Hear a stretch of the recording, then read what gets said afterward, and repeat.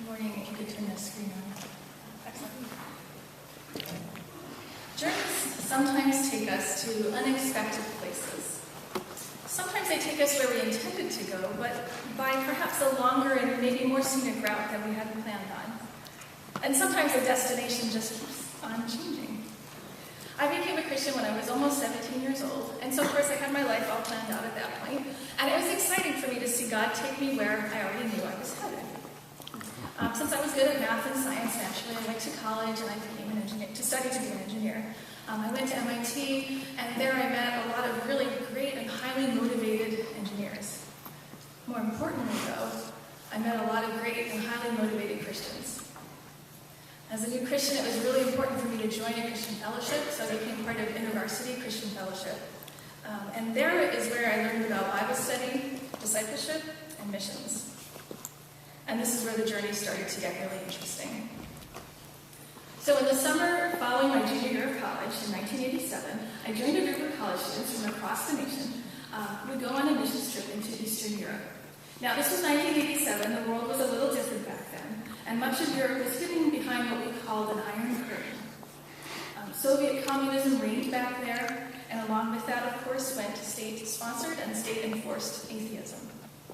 Our mission was to bring in Bibles and Christian literature and to encourage and support the underground churches in any way that we could there.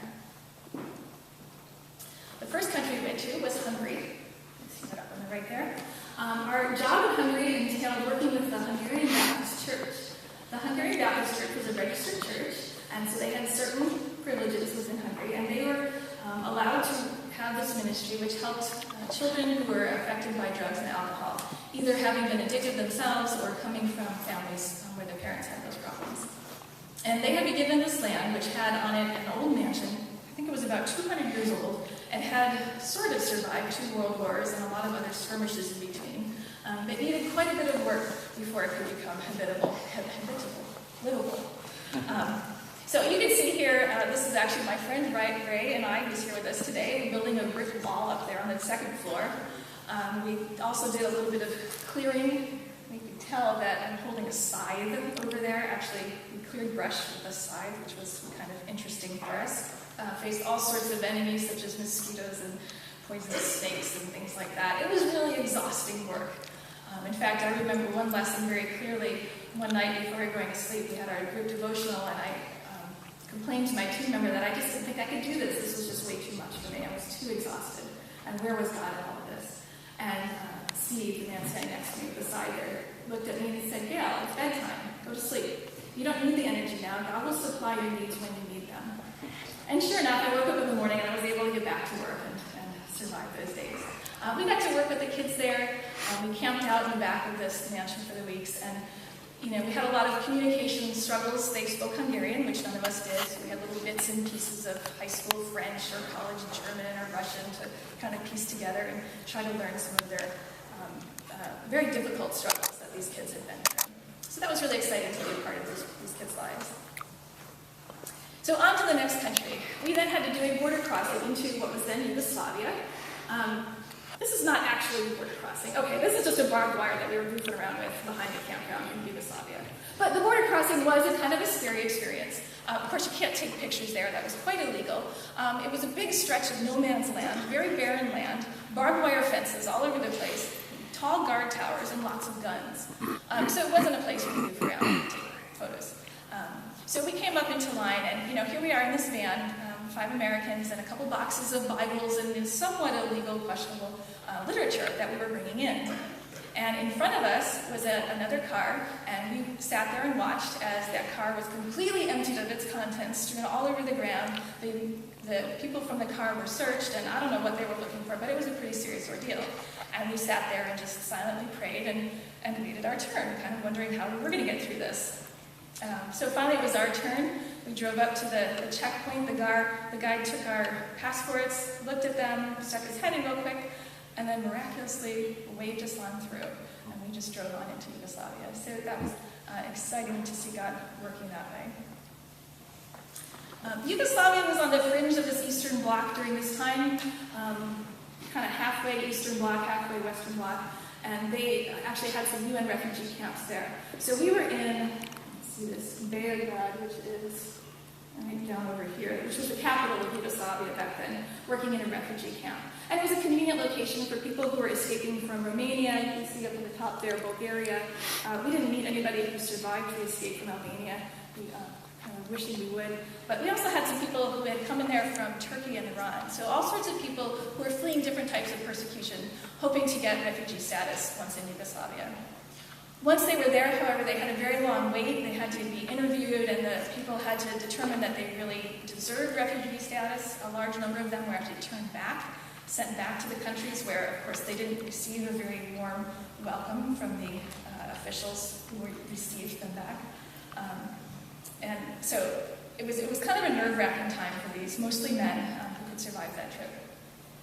So they had a lot of time waiting around, and a big need there was to learn to speak English, as a lot of them were hoping to be placed in countries such as England, Australia, Canada, and of course the United States. So we had the opportunity to talk with them in English and, again, piece together what other languages we could, and share with them some Christian books in their languages, also in English, do some Bible studies. You can see us singing together there, and just hanging out and hearing their stories.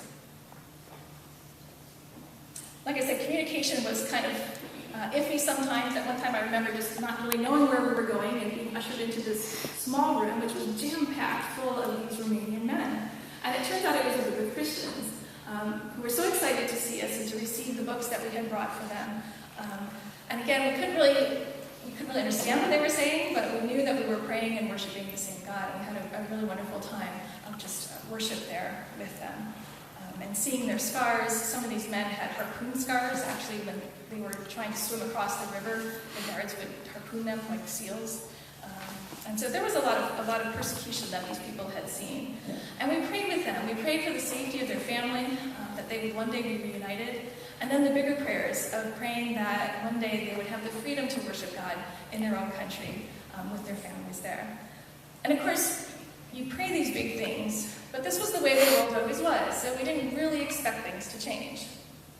But then along came 1989, and things, boy, did they begin to change. It seemed like every day you put on the TV and another country had dropped its communist shackles and entered some kind of a revolution, be it a workers' revolution or a velvet revolution in the Czech Republic or the public execution of the Romanian dictator on Christmas that they actually broadcast on television. So all sorts of different things going on in Eastern Europe. This was 1989. I had graduated from college, moved to Seattle, and was working at Boeing, establishing myself as an engineer. I did have a couple opportunities to go back actually went into Armenia on a humanitarian aid trip after an earthquake there, and then I got to go back with the church in 1991 when the Soviet Union was starting to disintegrate there too. But that's a whole other chapel. So what we're going to talk about now is Eastern Europe. Lots and lots of Christians rushed in to fill these voids and going through the doors that we didn't know how long they would stay open. So many people went in to serve in these countries. And unbeknownst to me, several of the team members that I had served with in Eastern Europe also went. We didn't have email or Facebook or any of these ways to keep in touch back then. So after 1987, we pretty much lost touch. Until last fall, when I got a LinkedIn friend request, that's something like Facebook, from this guy, Ray Wright, who turns out now lived half an hour from where I lived. And so we got reconnected, and I got to hear his story about how he had gone over to Romania and been part of the teams that went in when all these revolutions were going. So I'm going to introduce now my friend Ray Wright. He's a 1987 graduate of Rutgers University, who decided once he graduated to go into some ministry in New York City and then into Eastern Europe, and I'll let him tell his story.